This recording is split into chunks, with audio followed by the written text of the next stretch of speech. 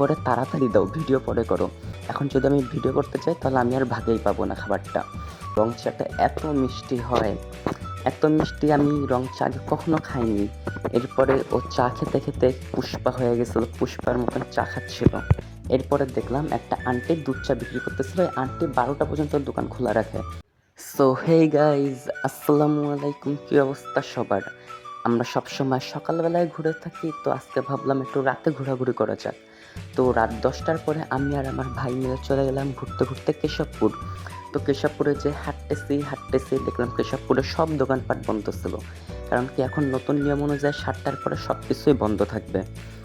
আমরা অনেকক্ষণ ঘুরতেছিলাম, একবার এই মাথা যাই একবার ওই মাথা যাই, একবার এই মাথায় যাই একবার ওই মাথায় যাই, কারণ কি আমরা খাবো, তো খাওয়ার মতন কিছুই পাচ্ছিলাম না। আমরা ঘুরতে ঘুরতে দেখলাম একটা পরিবহন চলে আসলো, লিটন পরিবহন, আর ওইটাতে দেখলাম কাউন্টার থেকে 15-20 জন মতন মানুষও উঠে গেল। অনেকক্ষণ ঘোরাঘুরির পরে পেয়ে গেলাম ঝালমুড়ি। তারপরে আর কি আমরা দুইজন 2 প্লেট ঝালমুড়ি নিয়ে নিলাম, আর খাওয়ার সময় কথা বলতে না, তাই খাচ্ছিলাম চুপচাপ। ঝালমুড়ি খাওয়া শেষ, আমার খাওয়া শেষ, আমার ভাইয়ের খাওয়া বাকি ছিল। তো ও খাওয়ার পরে প্লেটটা দিল, প্লেটটা দেওয়ার পরে আমি নিয়ে যাচ্ছিলাম। তো যেতে যেতে দেখি একটা দোকানে ফ্রেঞ্চ ফ্রাই বিক্রি করতেছিল। তো আমি যেয়ে বললাম ওই দোকানে ফ্রেঞ্চ ফ্রাই বিক্রি করতেছে, তো চলো খাই। তা বললো আচ্ছা ঠিক আছে, যে 1 প্লেট নিয়ে আসো। কারণ কি এটা আমাদের দুইজনেরই পছন্দের খাবার ছিল, তাই আমরা আবার না করিনি। এরপরে জায়গায় আরও অনেক কিছুই ছিল, চিকেন ফ্রাই ছিল, ফ্রেঞ্চ ফ্রাই ছিল, রোল ছিল, বার্গার ছিল। এরপর উনি প্রথমে সসটা দিল, তারপরে একটা সাদা সস দিল, একটা লাল সস দিল, 2 রকমের সস ছিল।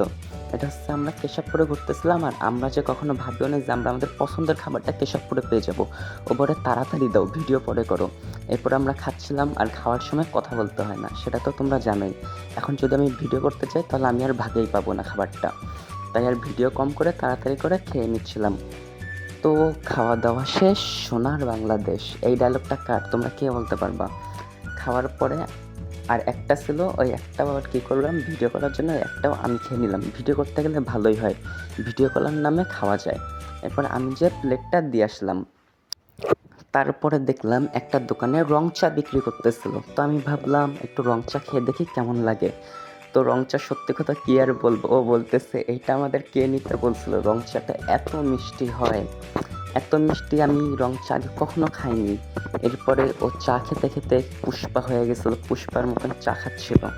রং চাটা এত মিষ্টি ছিল যে আমরা ওই জায়গা থেকে চলে গেলাম দুধ চা খেতে, কারণ কি বুঝতেছো রং চা খাওয়ার পর আমাদের মুখ একদম নষ্ট হয়ে গেছিলো।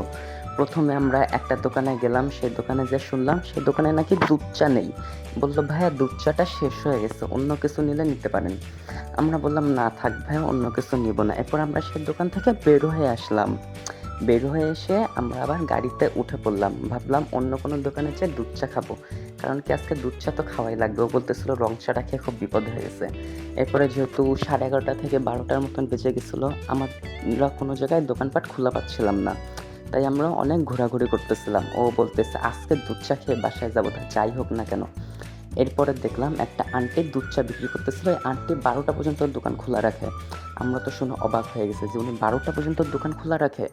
এরপরে উনি আমাদের জন্য দুধ চা বানানোর রেডি করে দিল। আমরা 2 জন ছিলাম, আমাদের 2 জনের জন্য 2টা দুধ চা বানিয়ে দিল। বাট দুধ চাটা খুবই মিষ্টি ছিল। রং চাটা খাওয়ার পরে মুখটা নষ্ট হয়ে গেছিলো, দুধ চাটা খাওয়ার পরে মুখটা আবার ঠিক হয়ে গেল। আমি দেখলাম দুধ চাটা খুবই ভালো ছিল। তো তোমাদের কাছে ব্লগটা কেমন লেগেছে অবশ্যই কমেন্ট করে জানাবা। আর যারা যারা ফেসবুকে দেখতেছো অবশ্যই ফেসবুক পেজটাকেও ফলো করে দিবা। তো ধন্যবাদ সবাইকে, আসসালামু আলাইকুম।